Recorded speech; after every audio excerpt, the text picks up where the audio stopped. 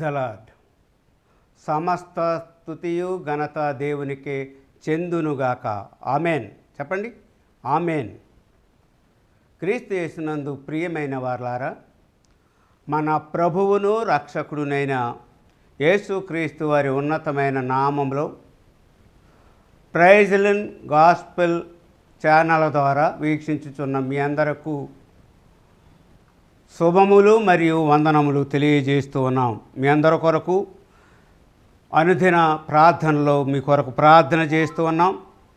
మీరు కూడా మా పరిచర్య కొరకు ప్రార్థన చేయాలని విన్నవిస్తూ ఉన్నాం. మనం ఈరోజు ధ్యానము చేయబోతున్నటువంటి అంశము పేరు సజీవమైన రాళ్ళు. సజీవమైన రాళ్ళు. గత వారం ఇదే అంశమును మనం ధ్యానము చేసాం. సజీవమైన రాళ్ళు, నిర్జీవమైన రాళ్ళు. అబ్రాము నిర్జీవమైన రాయి దేవుని ద్వారా సజీవమైన రాయిగా మార్చబడ్డాడు. ఈరోజు రెండవ వాని గురించి చూద్దాం. మొదటివాడు దేవుని భక్తుడు అయినటువంటి అబ్రాము నిర్జీవమైన రాయి అబ్రహాముగా సజీవమైన రాయిగా మార్చబడ్డాడు అనే సంగతులను మనం ధ్యానం చేసాం. ఈరోజు రెండవ వాడు దేవుని యొక్క శిష్యుడు పేతురు గారు. ఈయన నిర్జీవమైన రాయి. మత్తయి సువార్తలో ఈ సంగతులు మనం చూస్తున్నాం. మత్తయి సువార్త 16వ అధ్యాయము 16వ వచన భాగం చూద్దాం. మత్తయి సువార్త 16వ అధ్యాయము 16వ వచన భాగం నేను చదువుతాను, మీరు ఆలకించండి. నీవు సజీవుడవు, దేవుని కుమారుడవు, క్రీస్తు అనగా రక్షకుడు, అభిషిక్తుడు. ఇక్కడ రాయబడిన మాటలు పేతురు గారు యేసు ప్రభువు వారిని ఉద్దేశించి మాట్లాడుతున్నటువంటి మాటలు. నీవు సజీవుడవు, నీవు దేవుని కుమారుడవు, నీవు క్రీస్తువు. ప్రియులరా, ఈ ఒక్క స్టేట్మెంటు, పేతురు గారు ఇచ్చినటువంటి ఈ ఒక్క స్టేట్మెంటు పేతురు జీవితాన్ని మలుపు తిప్పిన సన్నివేశము. ఈ ఒక్క స్టేట్మెంటు, నీవు సజీవుడవు, నీవు దేవుని కుమారుడవు, నీవు క్రీస్తువు అని ఎప్పుడైతే ఒక స్టేట్మెంట్ ఇచ్చాడో పేతురు యొక్క జీవితాన్ని మలుపు తిప్పిన సన్నివేశం. ఈ సన్నివేశం మనం లోకోక్తిగా అంటాం కదా, ఒక ఐడియా ఒక వ్యక్తి జీవితాన్ని మార్చివేస్తుంది. ఒక ఐడియా ఒక వ్యక్తి జీవితాన్ని మార్చివేస్తుంది. ఈ సన్నివేశం పేతురు యొక్క ఒప్పుకోలు ఇక్కడ కనపడుతుంది. పేతురు యొక్క ఒప్పుకోలు యేసు ప్రభు వారిని ఉద్దేశించి చెప్తున్నాడు. నీవు సజీవుడవు, నీవు దేవుని కుమారుడవు, నీవు క్రీస్తువు, అభిషిక్తుడవు, రక్షకుడవు. క్రీస్తు యేసునందు ప్రియమైన వారలారా, ఈ సన్నివేశం ఎక్కడ జరిగింది, ఎలా జరిగింది అని మనం ఆలోచన చేసినట్లయితే, ప్రభువు పాదయాత్ర చేస్తూ క్రీస్తు రాజ్య సువార్త ప్రకటిస్తూ పాదయాత్ర చేస్తూ ఉంటే అనేక మంది ఆయనను వెంబడించారు. ఆయనతో పాటు ఆయన శిష్యులు కూడా ఉన్నారు. అయితే సాయంకాలం అయింది. ఒక కొండ దగ్గరకు వెళ్ళారు, విశ్రాంతి తీసుకుంటున్నారు. యేసు ప్రభు వారు శిష్యులను అడుగుతున్న ప్రశ్న, ఏమయ్యా ఇంతకాలం నాతో తిరుగుతున్నారు, నాతో నేను చేసిన బోధలన్నీ వింటున్నారు, నేను చేసిన ఆశ్చర్య కార్యాలు చూస్తున్నారు, అద్భుత కార్యాలు చూస్తున్నారు, నాతో తింటున్నారు, పడుకుంటున్నారు, నా మాటలు వింటున్నారు కదా, నన్ను వెంబడిస్తున్నారు కదా, మీతో పాటు అనేక మంది జనులు వెంబడిస్తూ ఉన్నారు, వారు బోధలు వింటున్నారు, వారు ఏమనుకుంటున్నారు నా గురించి, వాళ్ళు ఏమనుకుంటున్నారు మీ మాటల్లో చెప్పండి అంటే వాళ్ళు అంటున్నారు కదా, బాప్తిస్మం ఇచ్చి యోహాను అని కొంతమంది, ఇర్మియా అని కొంతమంది, ఏలియా అని కొంతమంది, ప్రవక్త అని కొంతమంది చెప్పుకుంటున్నారు అంటే, ఆహా అలాగా, అయితే సరే వాళ్ళు ఏదేదో చెప్పుకుంటున్నారు, మీరైతే ఏమనుకుంటున్నారు? నా గురించి నేను ఎవరినని అనుకుంటున్నారు? మీరు నాతో ఉంటున్నారు, నాతో తిరుగుతున్నారు, నా బోధలు వింటున్నారు, నా అద్భుత కార్యాలు చూస్తున్నారు, నా ఆశ్చర్యకార్యాలు చూస్తున్నారు, మీరేమనుకుంటున్నారు? మీ మాటల్లో చెప్పండి అంటే వెంటనే పేతురు అందుకున్నాడు. 12 మంది శిష్యుల్లో పెద్దన్నయ్యగా పిలువబడే పేతురు అందుకున్నాడు. నీవు సజీవుడవు. అది ఒప్పుకోలు, పేతురు యొక్క ఒప్పుకోలు. నీవు సజీవుడవు, దేవుని కుమారుడవు, నీవు క్రీస్తువు. వెంటనే పేతురు యొక్క జీవితాన్ని తిప్పివేసింది ఈ యొక్క సన్నివేశం. క్రీస్తు యేసునందు ప్రియమైన వారలారా, మనం ప్రతి వారం దేవుని సన్నిధికి వెళ్తున్నాం. ప్రతి శుక్రవారం, శనివారం ఉపవాస కూటాలకు వెళ్తున్నాం. బుధవారం స్త్రీల సమాజానికి వెళ్తున్నాం. ఆదరణ కూడికలకు వెళ్తున్నాం. జ్ఞాపకార్థ కూడికలకు వెళ్తున్నాం. ఎప్పుడైనా అయ్యా నీవు దేవుని దగ్గర నుంచి వచ్చిన కుమారుడు అయ్యా, దేవుని కుమారుడు అయ్యా ఒప్పుకున్నావా? నీవు క్రీస్తువయ్యా, నువ్వు అభిషిక్తుడవు, మమ్మల్ని రక్షించడానికి వచ్చిన రక్షకుడవు ఒప్పుకున్నావా?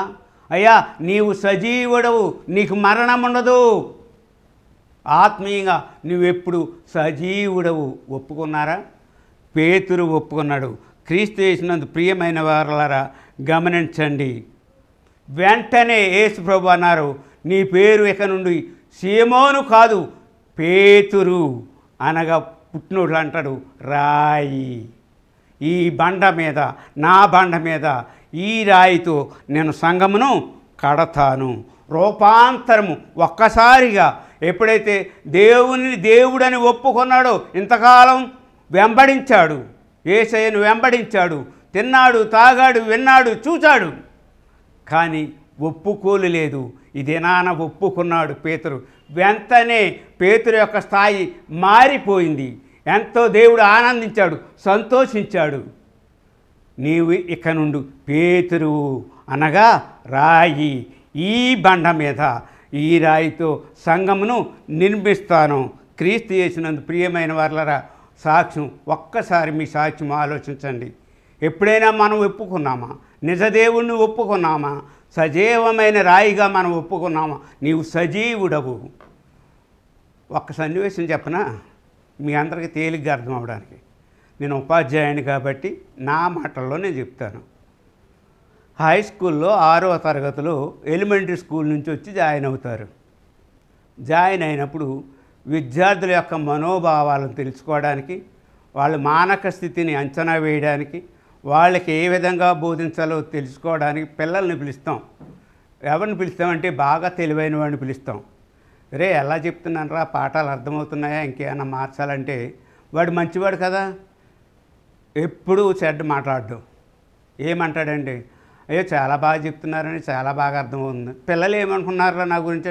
అబ్బాయి ఎవరేమనుకోవట్లేదు, చాలా మంచిగా చెప్పుకున్నారని మీ గురించి. మంచివాడు ఇప్పుడు అలాగే మాట్లాడతాడు. ఒక అల్లరోడిని కూడా పిలుస్తాం. వాడిని పిలిచి, ఏరా ఏంటి సంగతులు, మరి పిల్లలు ఏమనుకుంటున్నారు నా గురించి, నా పాఠాలు అర్థమవుతున్నాయంటే, పర్లేదండి బాగానే అనుకుంటున్నారండి, బాగానే చెప్తున్నారనుకుంటున్నారండి అంటాడు. అది కదరా, నువ్వైతే నిజం చెప్తావురా, చెప్పరా అంటాం. వీడికి ధైర్యం ఎక్కువ. వెంటనే మీరు పెద్ద బోకు అనుకుంటున్నారండి అంటాడు. మీరు పెద్ద బోకు అనుకుంటున్నారండి అంటాడు. రే అదేంటిరా, ఇంత కష్టపడి టీఎల్ఎం తెచ్చి, చక్కని బొమ్మలు తెచ్చి, అర్థమయ్యే రీతిలో చెప్తుంటే ఇలా అనుకుంటున్నారా? సర్లే అయితే ఏమైందిలే, నువ్వేమనుకుంటున్నావో చెప్పరా అంటాడు. వాడు నిజం చెప్తాడు. ఇప్పుడు నువ్వేమనుకుంటున్నావో చెప్పరంటే, అయ్యో మీరండి మీరు పెద్ద లెజెండ్ అండి అన్నాడు. పెద్ద లెజెండ్ అన్నప్పటికీ ఒక్కసారిగా పైకి ఎక్కిపోతాను, వాడిని క్లాస్ లీడర్గా చేసేస్తాను. క్రీస్తు యేసునందు ప్రియమైన వాళ్ళరా, ఇది భౌతిక సంబంధమైనటువంటి సన్నివేశం. కానీ యేసు ప్రభు వారికి శిష్యుల మధ్య జరిగింది ఆత్మీయ సంబంధమైన సన్నివేశం.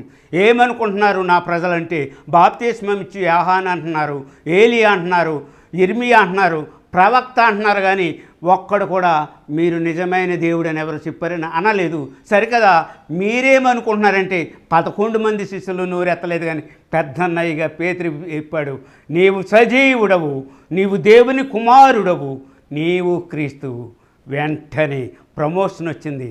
నీవిక పేతురువు, నీవు రాయివు, ఈ రాయితో నా బండ మీద మందిరాన్ని కడతాను. క్రీస్తు యేసునందు ప్రియమైన వాళ్ళరా, దేవుని శిష్యుడు, నిర్జీవమైన రాయి పేతురు సజీవమైన రాయిగా మార్చబడ్డాడు. ఇప్పుడు 2 నిర్జీవమైన రాళ్ళు గురించి మనం ధ్యానం చేస్తాం. మొదటి నిర్జీవమైన రాయి అబ్రహాముగా మార్చబడ్డాడు. రెండవ రాయి దేవుని శిష్యుడు పేతురు నిర్జీవమైన రాయి సజీవమైన రాయిగా మార్చబడ్డాడు. మూడవ వాడు క్రీస్తు రాయబారి ఎవరంటే అపోస్తలుడైన పౌలు క్రీస్తు రాయబారి. పౌలుగా ఎలా మార్చబడ్డాడో చూద్దాం. అపోస్తల కార్యములు 9వ అధ్యాయం 4-5 వచనాలు. అపోస్తల కార్యములు 9వ అధ్యాయము 4-5 వచనములు. అప్పుడు అతడు నేల మీద పడి, సౌలా సౌలా, నీవేళ నన్ను హింసించుచున్నావు? తనలో ఒక స్వరము పలుకుట వినెను. ప్రభువా, నీవెవడవని అతడు అడుగగా ఆయన, నీవు హింసించుచున్న యేసును నేనే. పౌలు ముందు పేరు సౌలు.